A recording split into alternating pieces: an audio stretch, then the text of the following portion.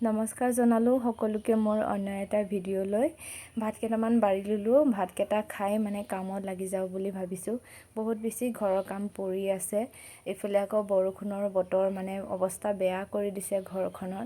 তাতে আমাৰ চালিখনো ইমান ঠিক নহয়, পানী পৰে ওপৰৰ পৰা। পানী পৰাৰ কাৰণে গোটেই হেলাই গজি এইপিনে কিছু মাটি ওলাই মানে অৱস্থা নোহোৱা হৈ গৈছে। এইখন চৌকাতে আমি ভাত তৰকাৰী বনাই কৰি খাওঁ আৰু এতিয়া এইটোৱে অৱস্থা নোহোৱা হৈ গৈছেগৈ। আৰু চাবলৈ মানে বহুত বেছি বেয়া হৈ গৈছে। সেইকাৰণে মই মাটি অকণমান আনি ধুনীয়াকৈ এয়া গাঁত হৈ যোৱা জেগাত মাটি দি দিছোঁ। আৰু যিয়ে নহওক, ভাত তৰকাৰী বনাই থকা জেগাত অলপমান চাফ চিকুণ হৈ থাকিব লাগে। আৰু ইমান দিন ধৰি মই ঘৰত নাই, মানে আলপৈচান কৰা মানুহ নোহোৱা হৈ গৈছে ঘৰখনত। একেবাৰে চাওকচোন, অৱস্থা মানে বহুত বেয়া, দেখিবলৈকো মানে বহুত বেয়া লাগিছে। আৰু ইয়াত মই যে মাটি দি আছোঁ, মানে ইয়াত মাটি উঠি গৈছিলে, মই ভাঙি কৰি আৰু মাটি সোমোৱাই দিছোঁ। এতিয়া ধুনীয়াকৈ চাফ চিকুণ কৰি মানে মুচি দিম বুলি ভাবিছোঁ। কিন্তু এটাই চিন্তা লাগে, বৰষুণটো পৰিলে মানে আৰু মানে এনেদৰে হৈ যায় আৰু লেতেৰা হৈ যায়, আৰু বৰষুণ পানী পৰি মানে গাঁত তেনেকুৱা হৈ যায়। আৰু তথাপিও মানে মই কৰি থাকোঁ, চাফ চিকুণ কৰি থাকোঁ। মানুহজনে যেতিয়া কাম কৰিবলৈ পৰা অৱস্থা হৈ যাব, তেতিয়া ধুনীয়াকৈ মোক ভাল কৰি দিব বুলি আশা কৰি আছোঁ। আৰু নিজৰ ঘৰ যিমান ভঙা চিঙা হ'লেও মানে নিজে আলপৈচান ধৰিবই লাগিব।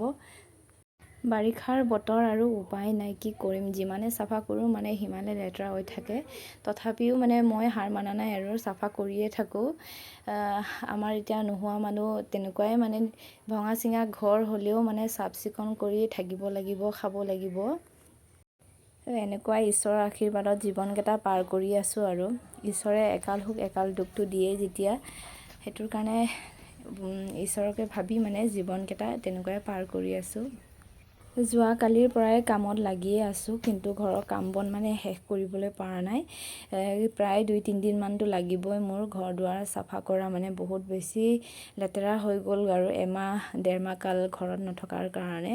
আৰু সকলোৱে গমেই পায় নহয়, ঘৰত যদি মাইকী মানুহ নাথাকিলে মানে ঘৰখনৰ কি অৱস্থা হয়। ঠিক তেনেধৰণে মানে আমাৰো এই অৱস্থাই হৈ আছে। ঘৰত মানুহ নোহোৱাৰ কাৰণে মানে তেনে অৱস্থা হৈ আছে, আৰু ঘৰৰ একেবাৰে মানে বিলাই নোহোৱা হৈ আছে বুলিয়ে ক'ব লাগিব। এইফালে আকৌ ল'ৰাৰ লগত গ'লোঁ ঘৰ চৰ মচি কৰি কাম বন শেষ কৰি নদীত ঢাৰি ধুবলৈ। কল মাৰিবলৈ মানে বহুত বেছি মোৰ ভাগৰ লাগিলে। সেইকাৰণে ভাবিলোঁ নদীত পানী বৈ আছে যেতিয়া, আৰু পানীও চাফাই, সেইকাৰণে ইয়াতে ঢাৰিটো ধুলোঁ। ঢাৰিটো ধুই কৰি আৰু এইফালে ল'ৰাটোও খুব গা ধুবলৈ বিচাৰি থকাৰ কাৰণে তাইকো মানে গা ধুওঁ বুলি অকণমান লৈ আহিলোঁ। আৰু পানী বহুত বেছি ডাঙৰ হৈ আছিলে।